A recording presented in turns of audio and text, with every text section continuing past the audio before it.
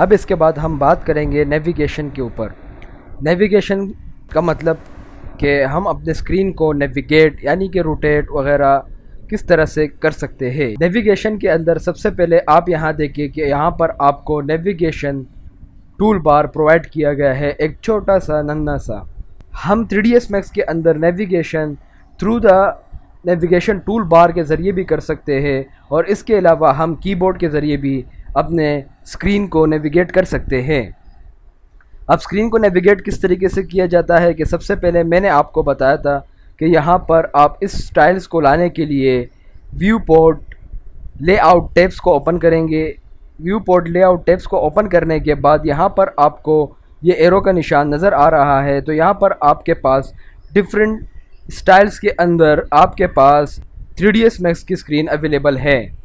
इस एरो के अंदर आप जितने स्टाइल्स को ऐड करना चाहते हैं आप ऐड कर सकते हैं। फॉर एग्जांपल यहाँ पर मैंने टॉप एंड फ्रंट को सिलेक्ट किया और ये बहुत सारे स्टाइल्स आपके पास यहाँ ऐड हो जाएंगे।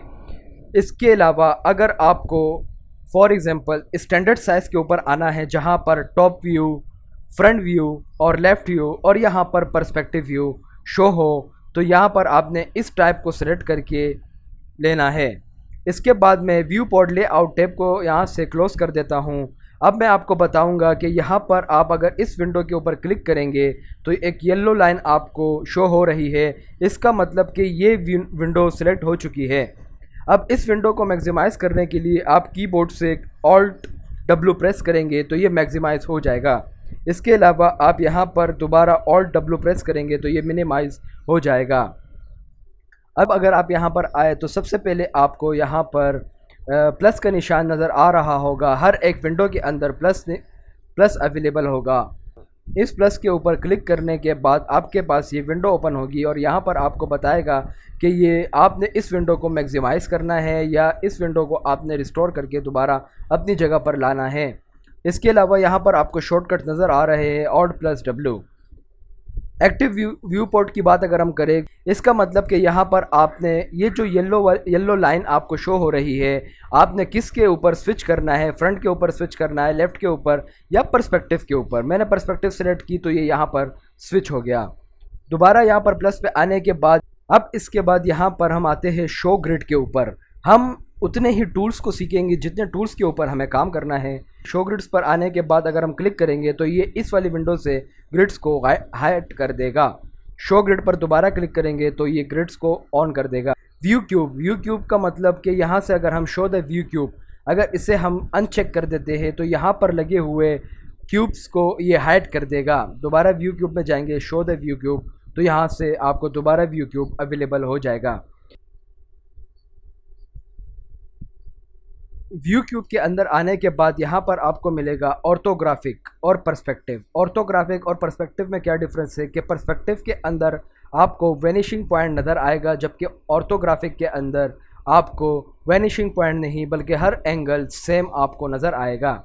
ऑर्थोग्राफिक का एग्जांपल अगर आप ले लें तो ऑर्थोग्राफिक बना हुआ क्यूब हर एंगल से 90 डिग्री या 45 डिग्री के ऊपर परफेक्टली बना होगा हर साइड, जबकि पर्सपेक्टिव की अगर हम बात करें तो पर्सपेक्टिव किसी एक पॉइंट के ऊपर जाकर क्लोज़ होगा, यानी दूर जाकर स्ट्रेच हो जाएगा और अपनी जो ओरिजिनल शेप है उसे बरकरार नहीं रख सकेगा।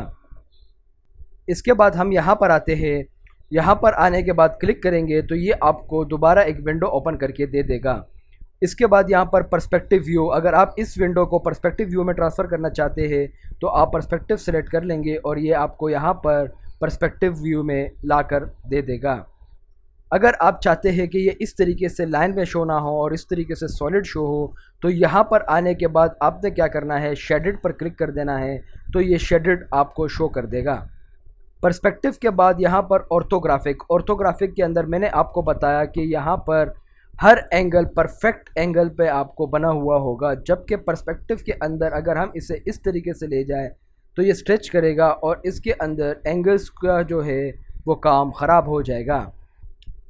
इसके बाद टॉप व्यू के लिए तो यहाँ पर आपको टॉप व्यू सेलेक्ट करना है टॉप व्यू के लिए, और बॉटम व्यू तो बॉटम व्यू सेलेक्ट होगा और इस तरीके से फ्रंट, बैक, लेफ़्ट, राइट और यहाँ पर इनकी शॉर्टकट कीज़ है। इसके बाद सबसे पहले हम पर्सपेक्टिव व्यू में आएंगे और Alt W पर क्लिक करेंगे। Alt W पर क्लिक करने के बाद अब हम क्या करेंगे कि यहाँ पर मैं आपको नेविगेशन के बारे में बताऊँगा। माउस के जो मिडल बटन है, जब उस पर हम क्लिक करेंगे तो ये एक हैंड सा हमें बना हुआ दिखाई देगा, और इसके बाद हम इसे ड्रैग करेंगे तो ये स्क्रीन को इस तरीके से ड्रैग करेगा। अगर हम ऑल्ट को पकड़े और उसके बाद मिडल माउस को पकड़े तो मिडल माउस को ये किसी एक पिवट पॉइंट पर फिक्स करने के बाद इसे डिफरेंट एंगल से रोटेट करके आपको देगा।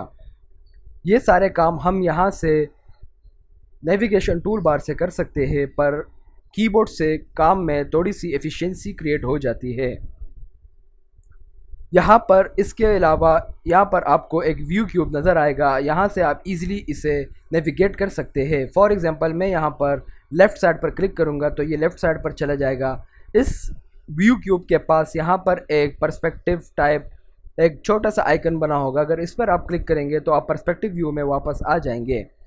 टॉप व्यू में आना चाहते हैं, टॉप व्यू से साइड व्यू में जाना चाहते हैं तो साइड व्यू में, राइट व्यू में जाना चाहते हैं तो राइट व्यू में। इस तरीके से आप 3ds Max के स्क्रीन को रोटेट कर सकते हैं और इजीली किसी भी तरह का आप काम इसमें परफॉर्म कर सकते हैं।